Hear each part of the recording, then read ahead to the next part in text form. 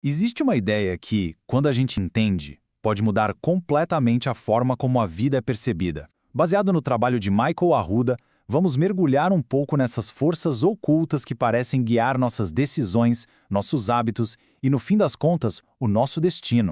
Sabe, essa pergunta aqui, ela toca num ponto que é muito comum. Aquele sentimento de que se está preso num ciclo, sabe? Repetindo os mesmos padrões de novo e de novo. A vontade de mudar existe, claro, mas parece que tem sempre uma força invisível que segura a gente, que impede o progresso. E mesmo com todo esforço, os resultados parecem nunca chegar. E olha, não é só um sentimento, não. Esse número é bem revelador. Uma pesquisa da International Stress Management, aqui do Brasil, mostrou que 76% dos profissionais se sentem infelizes com a vida profissional. 76%. É um número gigantesco. É um dado que mostra uma verdadeira epidemia silenciosa de insatisfação. A fonte que a gente usou descreve isso de um jeito muito forte. Uma prisão mental. Só que as grades não são de aço, né? Elas são feitas de ansiedade, de insegurança, de medo. Elas nos limitam, nos vigiam e acabam ditando o que a gente pode ou não fazer. E o mais frustrante de tudo é que nessa prisão, nós mesmos somos os carcereiros. Ok, mas se existe essa prisão, onde é que está a chave? Bom, a resposta, segundo o material que a gente estudou, começa quando a gente entende a arquitetura da nossa própria mente. É preciso olhar para dentro dessa estrutura. A nossa mente pode ser dividida em duas partes bem diferentes. De um lado tem a mente consciente, a parte lógica, analítica, onde fica a nossa força de vontade. Do outro, a mente subconsciente, a parte emocional, o centro dos nossos hábitos, das memórias de longo prazo. O mais interessante aqui é a divisão de poder entre elas que está destacada ali embaixo. Essa imagem aqui deixa tudo bem claro, né? A parte da mente que a gente acha que está no comando, a consciente, tem só 5% do poder de processamento. Os outros 95% pertencem ao subconsciente. É um desequilíbrio de poder, assim, impressionante e que tem consequências enormes.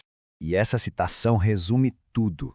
Pensa bem, se a gente só controla conscientemente 5% da nossa mente, como é que dá para esperar controlar 100% da nossa vida? A matemática simplesmente não fecha. A analogia dos 100 soldados é perfeita para entender isso. Quando alguém decide mudar um hábito, tipo parar de fumar, é como se estivesse mandando só 5 soldados da mente consciente para a batalha. Mas se os outros 95 soldados, que são do subconsciente, não estiverem convencidos, a derrota é quase certa. Eles nem saem do quartel. Então, se a maior parte do exército não quer lutar, por quê? De onde vêm as ordens dele? O próximo passo é entender como essa programação mental é criada em primeiro lugar. Essa é a pergunta de $1 milhão. A programação do subconsciente não surge do nada. Ela é gravada, principalmente na nossa infância, por meio de experiências com uma carga emocional muito forte. E essas instruções acabam virando verdades absolutas para ele. A história do João, o fumante, ilustra esse processo direitinho. Como a gente vê nos passos 1 e 2, um único momento na infância, ver o pai, que era o seu herói, fumando, criou uma regra no subconsciente. Fumar é coisa de herói. Décadas depois, vem um conflito do passo 3. Os 5 soldados conscientes dizem, para de fumar. Mas os 95 soldados do subconsciente gritam, se você parar, vai deixar de ser um herói. A derrota, ali no passo 4, é quase inevitável. E isso leva a gente para uma reflexão muito importante. As falhas acontecem por falta de força de vontade, ou porque estamos lutando contra uma programação invisível e extremamente poderosa. A fonte sugere que não é uma questão de fraqueza, e sim de software. Bem, se o problema está no software, a solução lógica seria reescrever o código.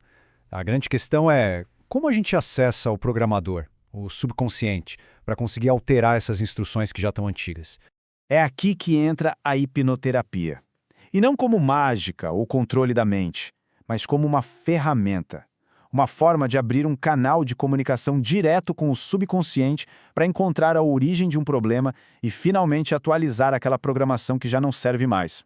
É muito importante desmistificar isso aqui. A hipnoterapia clínica não tem nada a ver com aqueles shows de palco. A pessoa não perde o controle, não dorme, não esquece de nada. Pelo contrário, é um estado de hiperfoco, de concentração, onde a pessoa continua no comando, mas com acesso a partes da mente que normalmente ficam bloqueadas. E isso não é algo novo, viu? Desde os templos do sono lá no Egito Antigo, passando pelo uso em cirurgias no século XIX e até a exploração por Freud, a hipnose tem uma história longa e legítima como uma ferramenta terapêutica muito poderosa. Olha só o caso da Marília. Todo Natal vinha uma tristeza profunda que a dominava, sem motivo aparente. Na terapia, ela conseguiu acessar uma memória esquecida. Aos 4 anos, ela viu a família chorando na noite de Natal pela perda de uma tia. O subconsciente dela programou na hora. Natal é igual a tristeza. Ao entender a origem disso, ela pôde dar um novo significado para a data e se libertar daquele sentimento. O ponto central de tudo isso, então, é resumido por uma metáfora muito poderosa.